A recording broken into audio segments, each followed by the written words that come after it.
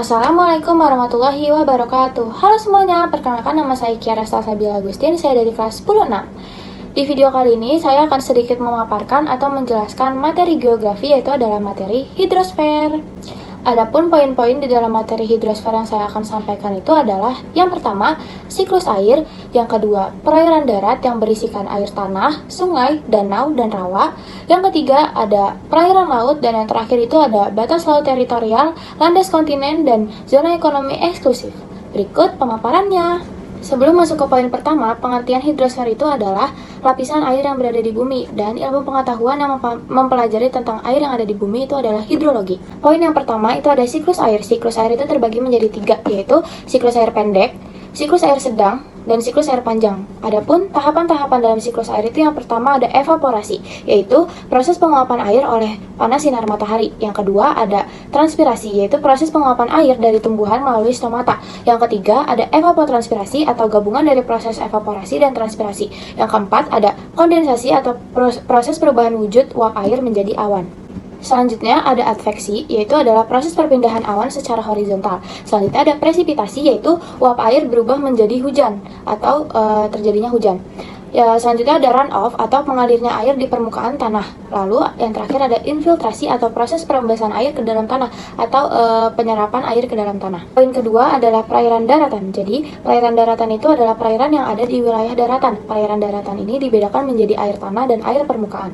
Poin selanjutnya ada air tanah. Jadi air tanah itu adalah air yang terdapat di dalam ruang antara butir-butir tanah yang akan meresap ke dalam tanah. Adapun faktor-faktor yang mempengaruhi dari serap air tanah itu adalah yang pertama, tingkat porositas tanah, yang kedua itu ada kemiringan lereng tanah, dan yang terakhir itu ada tingkat kelembapan tanah. Masih dalam poin air tanah, sekarang saya akan menjelaskan jenis-jenis air tanah. Saya akan memaparkan jenis air tanah meteorik, air tanah juvenil, air tanah fosil atau konat, air tanah artesis, dan yang terakhir air tanah freatik. Jadi yang pertama itu air tanah meteorik. Air tanah meteorik ini jenis air tanah yang berasal dari sisa presipitasi atau sisa turunnya hujan yang tercampur dengan debu meteorit. Selanjutnya, air tanah juvenil. Ini tuh adalah air panas yang naik ke permukaan karena gas-gas magma yang dilepaskan atau gletser. Selanjutnya ada air tanah fosil atau konat. Jenis air tanah ini tuh air tanah yang terperangkap dalam rongga-rongga bebatuan dan tetap tinggal di dalam rongga bebatuan tersebut sejak penimbunan terjadi. Selanjutnya ada jenis air tanah artesis. Jenis air tanah ini tuh air tanah yang jenisnya itu dalam karena dapat ditemukan pada kedalaman 30-80 meter. Selanjutnya ada jenis air tanah freatik. Jenis air tanah ini tuh dangkal, berbeda dengan jenis air tanah artesis. Jenis air tanah freatik ini letaknya itu tidak jauh di permukaan tanah serta berada di lapisan kedap air. Oke, selanjutnya ada sungai. Sungai itu terbagi menjadi 3 bagian. Yang pertama itu ada hulu, yang kedua itu ada tengah, dan yang ketiga itu ada hilir. Yang pertama itu hulu. Hulu itu terletak di wilayah dataran tinggi, lalu kemiringan lerengnya itu cukup besar. Lalu erosi sungainya itu cukup tinggi, dan dasar sungainya itu berbentuk seperti huruf V. Selanjutnya, tengah. Tengah ini terletak di wilayah yang landai, pengendapannya tinggi, dasar sungainya itu berbentuk huruf U. Selanjutnya yang terakhir ada hilir. Hilir ini tuh aliran sungai yang sangat lambat dan dekat dengan laut atau danau, dan hilir ini tuh adalah aliran sungai yang paling terakhir atau paling ujung. Selanjutnya ada jenis sungai berdasarkan debit air. Jenis sungai berdasarkan debit air ini terbagi menjadi 3, yaitu sungai permanen, sungai periodik atau non-permanen, dan yang terakhir itu sungai efemera. Yang pertama itu ada sungai permanen. Ini tuh adalah sungai yang memiliki volume atau debit airnya itu relatif konstan sepanjang tahunnya. Selanjutnya, sungai periodik atau non-permanen. Sungai ini tuh berdasarkan pada perubahan musim. Pada musim hujan, sungai ini memiliki debit yang besar, sedangkan pada musim kemarau, debit sungai ini tuh kering. Selanjutnya yang terakhir ada sungai efemera. Sungai ini tuh adalah sungai yang terisi air jika hujan saja, dan selanjutnya akan kering kembali. Karena tadi jenis sungai berdasarkan debit air, sekarang jenis sungai berdasarkan sumber air. Itu ada 3. Yang pertama itu sungai hujan, yang kedua itu sungai gletser, dan yang ketiga itu sungai campuran.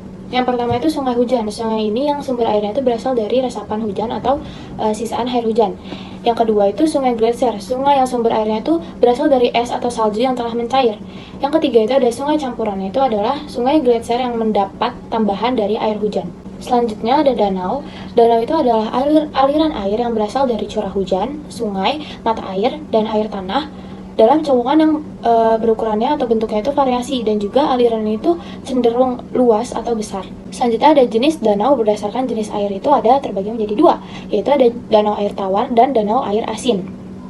Selanjutnya ada jenis danau berdasarkan proses terbentuknya ini tuh ada 6. Yang pertama danau tektonik, yang kedua danau vulkanik, yang ketiga danau tektovulkanik, yang keempat danau glasial, yang kelima danau karst, dan yang keenam itu danau terbendung. Selanjutnya ada rawa. Rawa ini itu adalah daerah di dekat muara sungai yang luas dan terdiri dari wilayah lumpur dengan kadar air yang tinggi dan bersifat tergenang. Selanjutnya ada jenis rawa berdasarkan jenis air dan tumbuhan. Ini terbagi menjadi 4. Yang pertama itu ada jenis rawa swamp, yang kedua itu ada jenis rawa marsh, yang ketiga itu ada jenis rawa bog, dan yang keempat itu ada jenis rawa pasang surut. Jenis rawa yang pertama itu ada swamp. Jenis rawa ini itu adalah jenis rawa yang selalu digenangi oleh air, dan jenis tumbuhannya itu seperti rumput, semak-semak, pohon, lumut, dan lain-lainnya. Jenis rawa yang kedua ada jenis rawa marsh. Jadi jenis rawa ini itu adalah rawa yang tumbuhannya itu mayoritas berupa lumut dan rerumputan. Yang ketiga ada jenis rawa bog. Jenis rawa ini tuh rawa yang permukaannya itu relatif kering, tetapi tanahnya itu basah dan jenuh air. Lalu tumbuhannya itu mayoritas berupa lumut yang menghasilkan lapisan gambut. Lalu yang keempat ada rawa pasang surut. Jenis rawa pasang surut ini tuh adalah rawa yang airnya tidak selalu tergenang, tetapi kondisi airnya juga tidak terlalu asam. Selanjutnya masuk ke poin baru, yaitu adalah perairan laut. Perairan laut ini adalah bagian bumi yang tertutup air dengan kadar garamnya yang tinggi. Perairan laut ini meliputi laut, teluk, samudra, dan selat. Masih di poin perairan laut, sekarang kita masuk ke klasifikasi laut berdasarkan kedalamannya. Ini ada 4, yaitu zona litoral, yang kedua zona neritik, yang ketiga zona batial, dan yang keempat itu zona abisal. Yang pertama itu zona litoral. Zona ini tuh berada di antara garis air pasang surut, dan kedalaman zona ini itu 0 meter.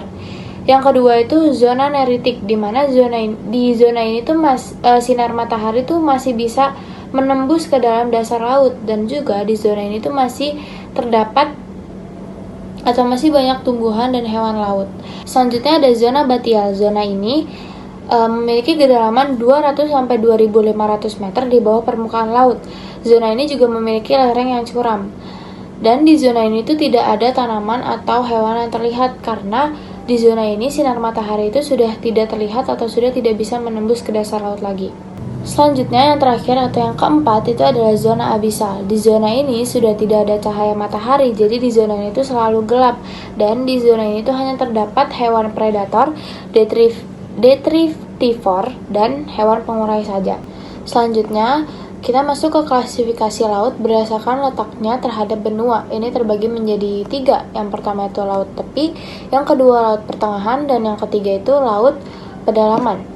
Yang pertama itu laut tepi. Ini tuh laut yang terletak di tepi benua. Contohnya itu seperti laut Jepang dan Teluk Bengala.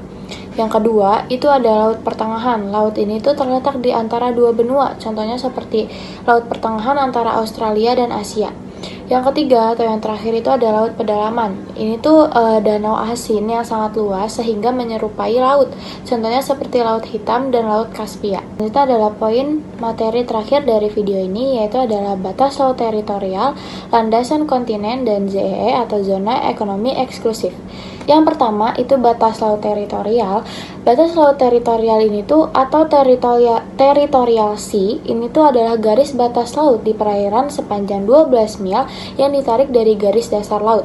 Selanjutnya yang kedua, batas laut kedua yang ada di negara Indonesia itu adalah batas landasan kontinen.